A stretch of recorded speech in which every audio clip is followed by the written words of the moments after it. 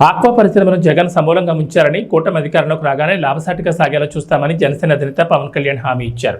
కేంద్రం సహకారం లేకపోతే రాష్ట్రాభివృద్ధి అసాధ్యమన్నారు. వైకాపా నేతలకు డబ్బులు ఎక్కువైపోయి అహంకారంతో మాట్లాడుతున్నారని మండిపడ్డారు. చిరంజీవి కూటమి నేతలకు మద్దతు ప్రకటించగానే సజ్జల రామకృష్ణారెడ్డి ఎంతమంది కలిసినా లెక్కలేదంటున్నారని మండిపడ్డారు. పశ్చిమ గోదావరి జిల్లా నరసాపురంలో వారాహ విజయబేరి బహిరంగ సభలో పవన్ పాల్గొన్నారు. నదులు అనుసంధానం చేసి ఆంధ్రప్రదేశ్లో వలసలు పస్తులు లేకుండా చేయడమే ఎన్డీఏ కూటమి లక్ష్యమని పవన్ కళ్యాణ్ స్పష్టం చేశారు. కేంద్ర మద్దతు లేకుండా ఏపీ అభివృద్ధి సాధ్యం కాదన్నారు. ప్రజల భవిష్యత్తు కోసమే కూటమి నిలబడిందని గుర్తు చేశారు.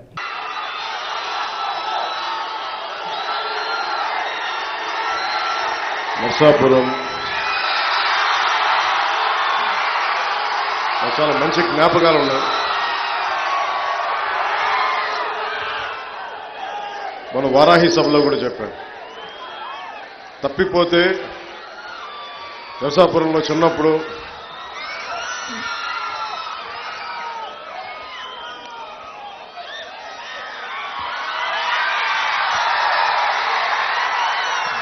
ఒంగోలు నుంచి మొగల్తూరు వెళ్ళడానికి ఇక్కడ బస్ స్టాండ్లో అయితే తప్పిపోయా.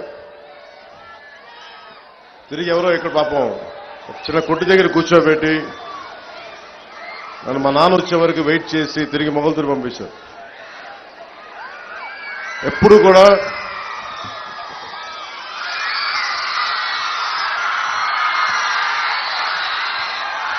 నాకు నర్సాపురం మొగల్తూరు చాలా తీపి జ్ఞాపకాలు. పోయిన సంవత్సరం పోయిన ఎన్నికల్లో 2019 ఎన్నికల్లో ఇక్కడే మన నర్సాపురంలో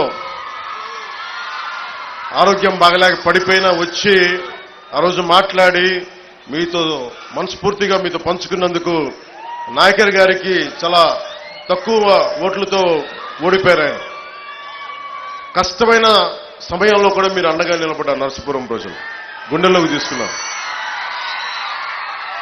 ఇది 2024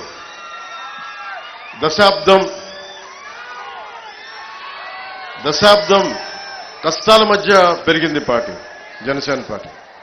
చాలా ఒడిదుడుకులు ఎదుర్కొని వైఎస్ జగన్ లాగా మీకు తెలుసు కదా, చిన్న ప్రభుత్వ ఉద్యోగాలు చేసుకునే ఉద్యోగ కొడుకుని 2.5-3 ఎకరాలకు ఎంత చిన్న కమితా ఉండేది మొగల్తూరులో. అలాంటి కుటుంబాల నుంచి వచ్చిన వాడిని. నాలాంటి వాడికి గుండాగర్ది, డబ్బు బలుపు, దోపిడీ వ్యవహారాలతోటి ఉండే జగన్ పార్టీతో ఎదుర్కోవాలంటే ఎంత సత్తా కావాలో తెలుసుకోండి.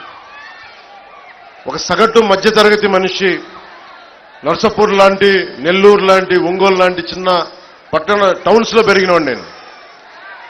లండన్లో పెరిగినవాడిని కాదు, న్యూయార్క్లో పెరిగినవాడు కాదు, చాలా నర్సాపురం లాంటి చిన్న చిన్న టౌన్స్లో పెరిగినవాడిని నేను. సో నాకు ప్రతి మనిషి కష్టాలు తెలుసు. నాకు నర్సాపురం గురించి చెప్పాలంటే అన్నయ్య మెగాస్టార్ చిరంజీవి గారు వైఎన్ కాలేజ్లో ఆయన ఎన్సీసీ క్యాడెట్ గా ఉన్నప్పుడు ఆయన రోయింగ్ బోర్డ్ క్యాప్టెన్, ఆయన ఎన్సీసీ క్యాప్టెన్, ఆయన ఎన్సీసీ క్యాడెట్స్ కాలేజ్ క్యాప్టెన్. ఆయన నరసాపురంలో బోట్లు నడిపిన ఫోటోలు, ఇందిరాగాంధీ గారి ముందు నేవల్ ఎన్సీసీ పెరేడ్ అప్పుడు ఆయన ఆంధ్రప్రదేశ్ని ఆ రోజున రిప్రజెంట్ చేశారు, ఎన్సీసీ క్యాడెట్స్ గ్రూప్ని ఆ రోజున. ఆ జ్ఞాపకాలు నాకు నరసాపురం అంటే. అలాంటి నరసాపురంకి నటుడుగానే కాకుండా ఒక రాజకీయ నేపథ్యంలో పార్టీ పెట్టి నేను ఈ రోజున మిమ్మల్ని ఓట్లాడు మీకు మా నాయకుడు నాయకర్ గారిని గెలిపించమని గాజు గ్లాస్ గుర్తు మీద అడుగుతున్నానంటే అది నిజంగా దైవ సంకల్పం. నాకు సగటు మనిషిని నేను. అలాంటి నేను మీ అందరి ఆశీస్సులతోటి ఒక దశాబ్దంగా దెబ్బలు తింటా ఉన్నాను. ఓడిపోయాను 2 చోట్ల. కానీ నిలబడ్డానంటే చెక్కు చెదరని మీ అభిమానం, చెక్కు చెదరని మీ ప్రేమ, ఆడబిడ్డలు, ఆడపడుచులు, యువతులు, తల్లులు, ఇక్కడే కాదు దారి పొడవుతా ప్రేమాభిమానాలు, నీరాజనాలు. ఇందాక నుంచి చూస్తా ఉన్నాను. ఆ పక్క నుంచి సభ జరుగుతున్నంతసేపు నుంచినంతసేపు దాదాపు అరగంట సేపు హారతులు పడుతూనే ఉన్నారు. మా ఆడపడుచులకి, మా అక్క చెల్లెళ్ళకి, యువతులకి కృతజ్ఞతాభివందనాలు. ఈ ఎన్నికలు చాలా కీలకమైనవి. మీరు ఊహించుకుంటే 2019లో వచ్చాం. ఈరోజు కాలం గిర్రం తిరిగిపోయింది. మీ భవిష్యత్తు కావాలి. మీ భవిష్యత్తు కోసం నిలబడి ఉన్నాం. మీ బంగారు భవిష్యత్తు కోసం. నేను చాలా కష్టపడి చాలా పెద్దలందరితో మాట్లాడి ఎన్డీఏ అలయన్స్ని తీసుకురావడానికి కూడా ముఖ్య కారణం, మనకి కేంద్రం సపోర్ట్ లేకపోతే ఆంధ్రప్రదేశ్ని అభివృద్ధి చేయలేం. మాకెవ్వరి మీద కేసులు లేవు. జగన్ లాగా నా మీద 32 కేసులు లేవు నా దగ్గర.